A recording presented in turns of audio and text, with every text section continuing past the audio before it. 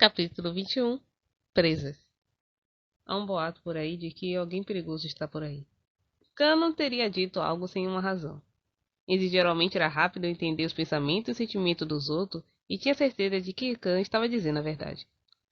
Khan se continha, no entanto, não revelando o que sabia e o quanto sabia, o que Enzi achou frustrante. Externamente, Enzi sempre projetou um ar de um ser implacável e diferente, mas entre os irmãos, ele era na verdade o mais cauteloso e suspeito. Ele sabia melhor do que ninguém que era tão fácil ser enganado quanto enganar os outros. Quanto mais ele precisava em fundo, havia realmente alguma coisa lá? Os dedos de Enzi bateram ritmicamente na mesa. Enzi, vem e resolva esse problema. O professor alterou a fórmula de Enzi e escreveu ao lado dela, corrigindo seu trabalho. Eu pensei que você pegaria o primeiro lugar dessa vez. Você não conseguiu uma pontuação perfeita por sorte, conseguiu? Talvez sim, disse Enzi mostrando seu sorriso brincalhão de sempre. Mika pensou que Enzi estava agindo de forma diferente do habitual. Ele era mal-humorado em geral, mas hoje ele mostrou vibração que não tinha antes. Depois da aula, foi Mika quem tirou Enzi dos seus pensamentos. Por que você está fingindo não saber?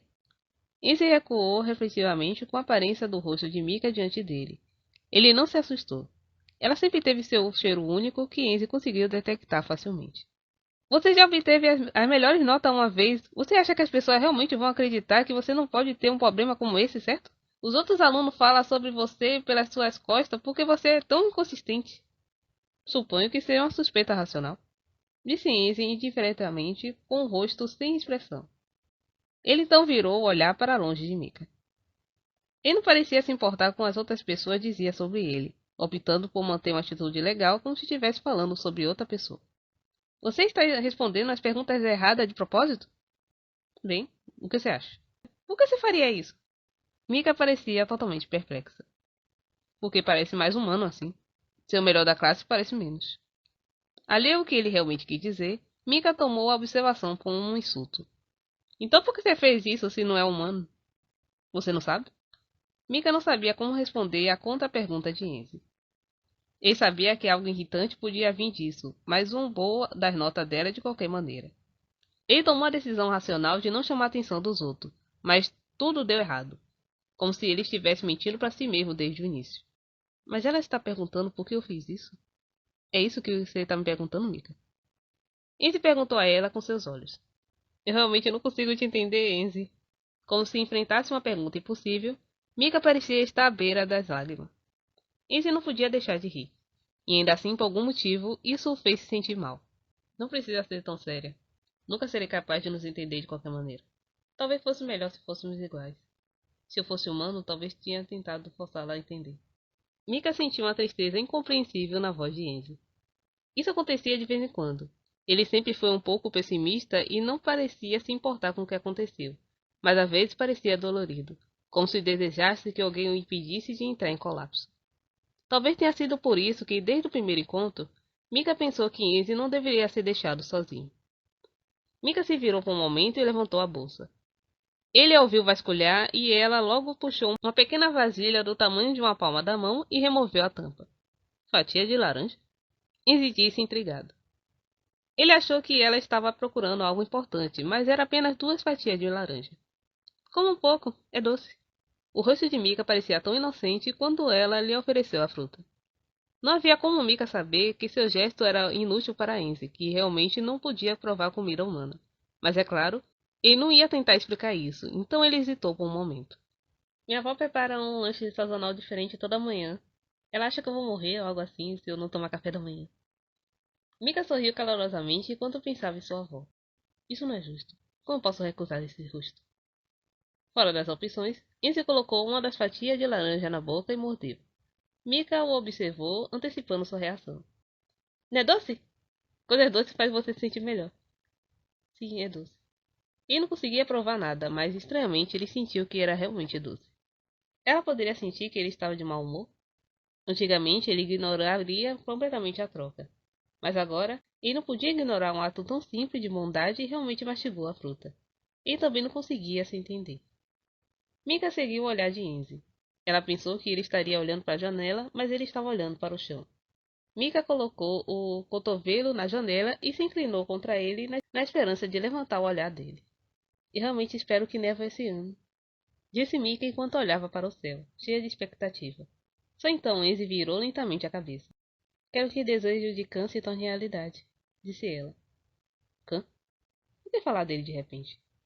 A cabeça de Enzi já estava prestes a explodir por causa de Khan. Foi o que ele me disse quando nos conhecemos. Ele quer ver a neve. Mika fez uma pausa para se lembrar daquele momento. Eu quero ver a neve. Neve? Khan assinou lentamente com a cabeça em resposta. Observando o tom sério do garoto, a garota também se tornou solene. Neve. Não havia nada mais estranho do que a palavra neve nessa cidade costeira de Greenville. Essa área não tem muita neve. Acho que eu vi uma vez quando eu tinha 7 anos. E só nevou um breve momento. Você nunca viu a neve? Khan sentiu novamente. Ele passou metade da sua vida trancado em um galpão de armazenamento e a outra metade ele passou vagando por aí. Ele não sabia se realmente nunca houve neve ou se ela tinha caído ou se ele não tinha sido capaz de vê-la. Mas não importava de qualquer maneira. O fato é de que ele nunca tinha visto. Eu quero pisar em uma pilha de neve. Eu quero deixar pegadas enquanto eu ando. Sim, é isso que eu quero.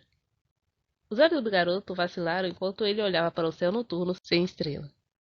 Ela nunca tinha visto ninguém ansiar tanto por isso. Ela nunca tinha visto olhos tão ansiosos. Não antes de ela conhecer o garoto. Mika decidiu então que caminharia na neve com esse garoto. Enzi olhou para o assento vazio de campo um momento.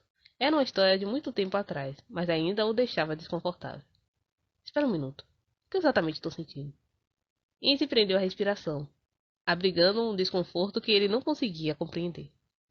Ele olhou para as cortinas desbotadas, dobradas com uma vela fechada. De alguma forma, as cortinas de formato estranho pareciam refletir o sentimento ambíguo em seu coração. Gillian não poderia atrasar mais. Ela sabia muito bem que à medida que seu tempo se esgotava, suas chances de sobrevivência se esgotavam. Até agora, tudo que ela suspeitava de ser um lobisomem era humano. Tudo que restava era uma família liderada por um homem chamado Guy, que tinha acabado de chegar à cidade. Nesse ponto, não importa se eles eram humanos ou não. Gillian teve que trazer a eles algo para salvar sua própria vida, mesmo que eles não fossem realmente um lobisomem. No entanto, ela precisava de uma razão. Mesmo a menor dica apontando para a pequena possibilidade que eles eram lobisomens seria um pretexto suficiente para ela trazer sua cabeça para a cela. Tudo que veio depois estava bem. Gillian simplesmente precisava de outra pessoa fosse sacrificada em vez dela. Ela havia sofrido muito para sobreviver. Ela tinha chegado até aqui. Gillian mordeu grosseiramente as unhas até que pedaço de carne fosse arrancado e sua mão sangrara.